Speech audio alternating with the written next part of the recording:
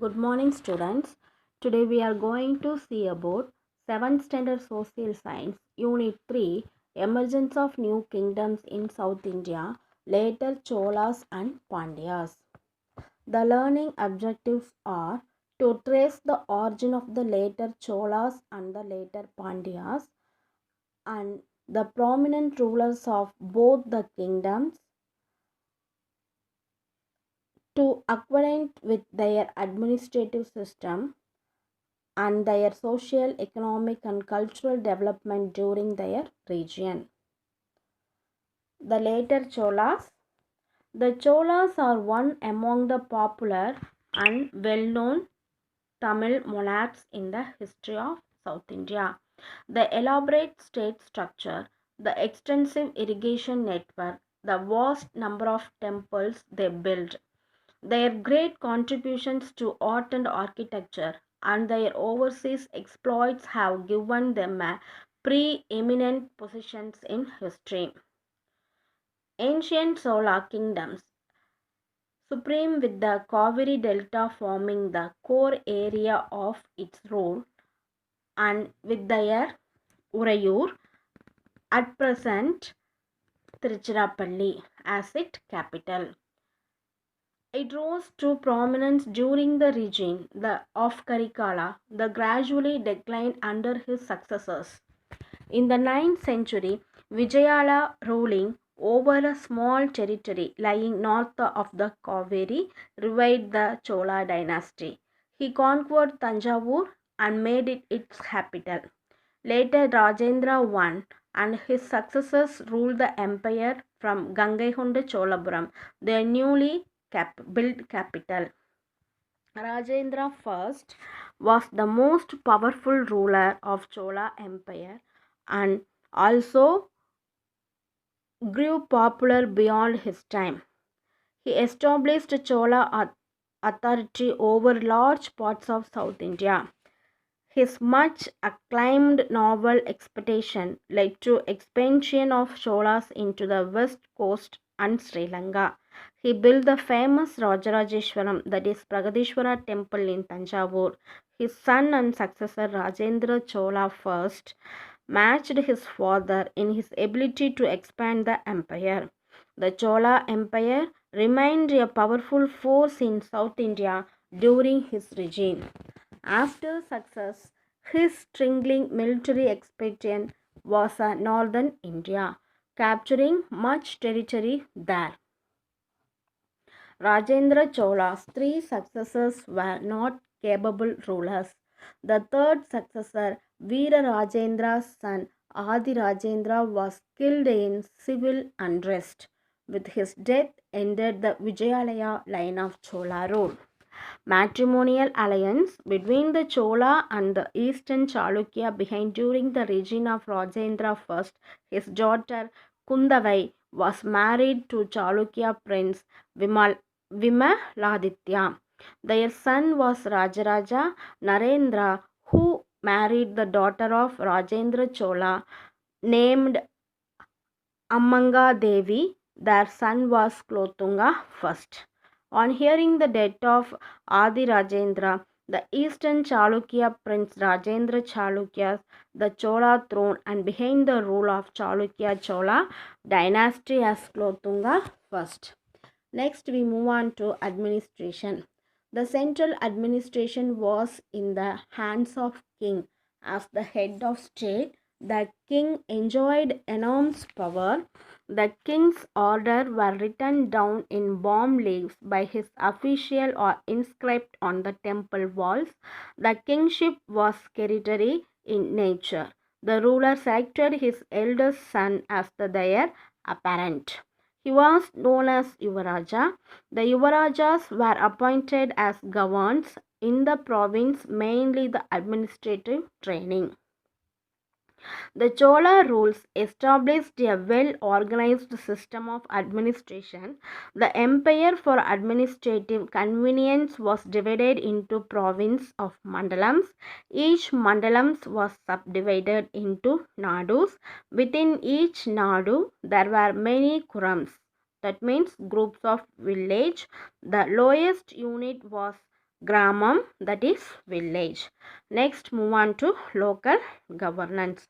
Local administration worked through various bodies such as Urar, Sabayar, Nagarattar, and Natar. With the expansion of agriculture, numerous peasant settlements came up of an countryside. They were known as Ur. The Ur, who were landholders, acted as spokesman in the Ur. Sabayar in Brahman village also functioned in carrying out administrative, financial, and judicial functions. Nagarattar administered the settlement of traders. However, skilled artisans like mason, blacksmiths, goldsmiths, weavers, and potters also lived in Naharam. Natar functioned as an assembly of Nadu and decided all the disputes and issues pertaining to Nadu. The assemblies in Ur, Sabha, Naharam, and Nadu worked through various committees. The committees took care of irrigation, roads, temples, gardens, collections of revenue, and conduct the religious festivals. Next, move on to Uttaramerur inscription. Uttaramerur, presently in Kanchipuram districts, was the Brahmadeya village. Grants given to Brahmins. There is detailed description of how members were elected to the committees of the village Sabha in the inscription found there. One member was to be elected from each ward. There were 30 wards in total. The eligibility to contest was men in the age group of 35 to 70, well versed in Vedic text and scriptures, and also owned land and house. The process of election was follows. The names of qualified candidates from each ward were written on the palm leaf slips and put into a pot. The eldest of the assembly would engage the boy to pull out one slip and declare his name. Various committees were decided in this way. Next, move on to revenue. The revenue of Chola state came mainly from the land. The land tax was known as Kanikkadan. The Chola ruler carried out an elaborate survey of land in order to fix the government share of the land revenue. 1/3 of produce was collected as land tax. It was collected mostly in Kai. In addition to land tax, there were taxes on provisions and tolls on trade. Next, social structure based on land relation.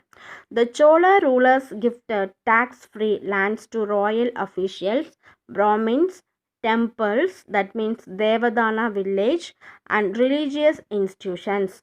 Land granted to Jain institutions was called Pallichandam. There were also Velanvahai land, and the holders of this land were called Velalars. Ulukudi, a subsection of Vellalar, could not own land but had to cultivate Brahmadeya and Velanvahai lands. Next, we move on to irrigation. Cholas gave important to irrigation. The 16-mile long built by Rajendra Chola in Gangaikonda, Cholapuram is an illustrious example. Vatti Vayakal, a crisscross canal, is a traditional type of harnessing rainwater in the Kaveri Delta. Vadi is a drainage channel and a Vaikal is the supply channel. The commonly owned village channel was called Ur Vaikal. The Nadu level Vaikal is referred to as Nadu Vaikal. The turn system was in practice in distributing the water. Religion. Chola rulers were adorned saviors. The Nayanmars, Nambiandar Nambi, codified them, which came to be known as the Tirumurai. Temples. The Chola period witnessed an extensive construction of temples. The temples in Tanjavur, Gangaikonda Solapuram, and Tarasuram are the repository of architecture, sculpture, paintings of the Chola art. Temples during the Chola period were not merely places to worship. They were the largest landholders. Temple promoted education and devotional forms of art such as dance, music, and drama. The staff of the temple included temple officials, dancing, girls, musicians, singers, players of musical instrument, and the priest. Next, we go to Cholas and patrons of learning. Chola king were great patrons of learning. Rajendra first established a Vedic college at Ennayaram, now in Viluppuram district. There were 340 students learning the Vedas, grammar and Upanishad under 14 teachers. The example was later followed by his successors, and as a result 2 more such colleges had been founded at Tirubhuvanai near present Puducherry and Tirumukkudal in present day Chengalpattu district in 1048 and 1067 respectively. The great literary works Periyapuranam and Kambaramayanam belong to this period. Next we go to trade. There was flourishing trade during the Chola period. Trade was carried out by two guild-like groups, Anju Vannattar and Mani Gramattar. Anju Vannattar comprised West Asians, Arabs, Christians, and Muslims. They were maritime traders and settled on the port town all along the west coast. It is said that Mani Gramattar were the traders engaged in inland trader. In due course, both groups merged under the banner of I Nutruvar and Disai Ariyattu I Nutruvar, functioning through the head guild in Ayavol, Karnataka. This I Nutruvar guild operated the maritime trade covering South Asia countries.